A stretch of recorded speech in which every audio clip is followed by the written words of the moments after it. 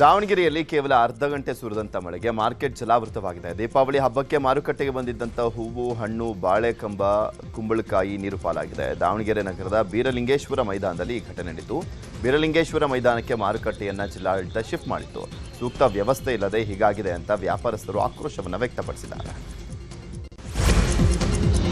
ಕಾಂಗ್ರೆಸ್ ತೊರೆದು ಜೆಡಿಎಸ್ ಸೇರಿದ್ದ ಮುಳಬಾಗಿಲು ತಾಲೂಕಿನ ಜೆಡಿಎಸ್ನ ಮುಖಂಡ ಆನಂದ್ ರೆಡ್ಡಿ ನಿವಾಸಕ್ಕೆ ಆಹಾರ ಸಚಿವ ಕೆಎಚ್ ಮುನಿಯಪ್ಪ ಭೇಟಿ ನೀಡಿ ಮಾತುಕತೆ ನಡೆಸಿದ್ದಾರೆ.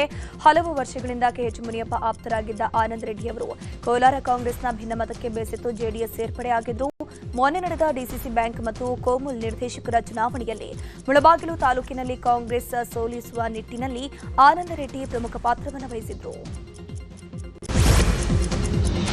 ಕೋಲಾರ ಜಿಲ್ಲೆಯ ಕಾಮಸಮುದ್ರ ಠಾಣೆಯ ಪೊಲೀಸರು ದ್ವಿಚಕ್ರ ವಾಹನ ಕಳವು ಮಾಡ್ತಾ ಇದ್ದಂಥ 3 ಆರೋಪಿಗಳನ್ನು ಬಂಧನ ಮಾಡಿದ್ದಾರೆ. ಬಂಗಾರಪೇಟೆ ತಾಲೂಕಿನ ಅರಿಮಾನಹಳ್ಳಿ ಗ್ರಾಮದ ನಿವಾಸಿ ಮುರಳಿ ಎಂಬುವರು ಬೈಕ್ ಕಳವಾಗಿತ್ತು.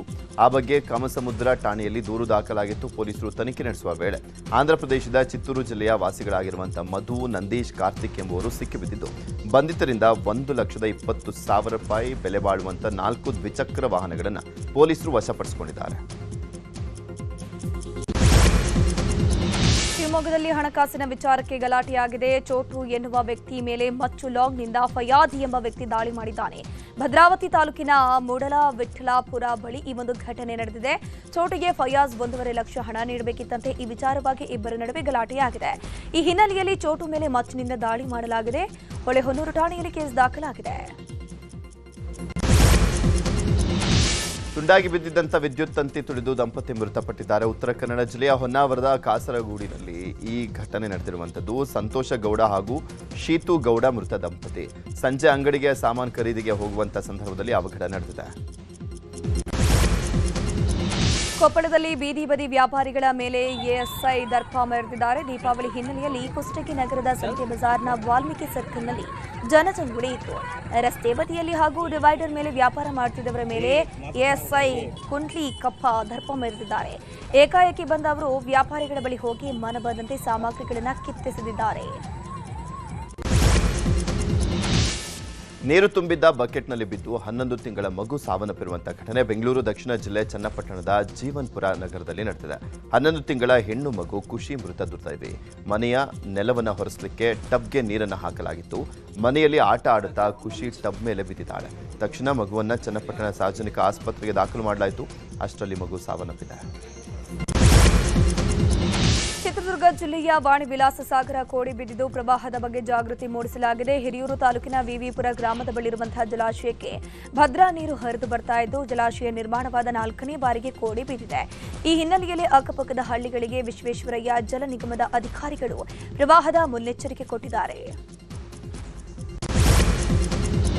ಮುಂಗಾರು ಅವಧಿಯಲ್ಲಿ ಅತಿವೃಷ್ಟಿಯಿಂದ ತತ್ತರಿಸಿದ್ದಂಥ ಕರ್ನಾಟಕ ಹಾಗೂ ಮಹಾರಾಷ್ಟ್ರಕ್ಕೆ ಕೇಂದ್ರ ಸರ್ಕಾರ ನೆರೆ ಪರಿಹಾರವನ್ನು ಬಿಡುಗಡೆ ಮಾಡಿದೆ.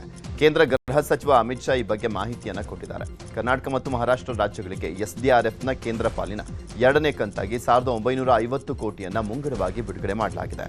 ಕರ್ನಾಟಕಕ್ಕೆ 384 ಕೋಟಿ ಸಿಕ್ಕಿದೆ.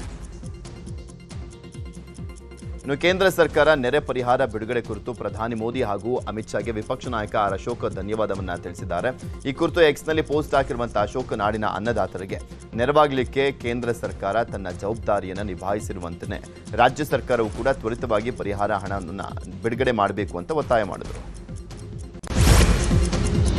ಬೀದರ್ ಜಿಲ್ಲೆಯ ಭಾಲ್ಕಿ ಪಟ್ಟಣದಲ್ಲಿ 16.50 ಕೋಟಿ ವೆಚ್ಚದಲ್ಲಿ ತಾಲೂಕು ಆಸ್ಪತ್ರೆ ನಿರ್ಮಾಣ ಮಾಡಲಾಗ್ತಾ ಇದೆ. 150 ಹಾಸಿಗೆಯುಳ್ಳಂತಹ ನೂತನ ಹೈಟೆಕ್ ತಾಲೂಕು ಆಸ್ಪತ್ರೆಯ ಕಟ್ಟಡ ಕಾಮಗಾರಿ ಪ್ರಗತಿ ಕುರಿತು ಸಚಿವ ಈಶ್ವರ ಖಂಡ್ರೆ ಪರಿಶೀಲನೆ ಮಾಡಿದ್ರು.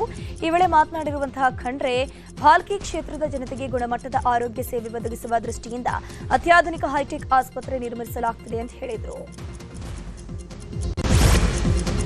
ದೀಪಾವಳಿ ಹಬ್ಬ ಹಿನ್ನೆಲೆಯಲ್ಲಿ ದಾವಣಗೆರೆಯಲ್ಲಿ ಬಸ್ಗಳು ಫುಲ್ ರಶ್ ಆಗಿವೆ. ಹರಿಹರದಿಂದ ವಿವಿಧ ಊರುಗಳಿಗೆ ತೆರಳಬೇಕಾದಂಥ ಪ್ರಯಾಣಿಕರು ಸಮರ್ಪಕ ಬಸ್ ವ್ಯವಸ್ಥೆ ಇಲ್ಲದೆ ಪರದಾಟವನ್ನು ಮಾಡಿದರು.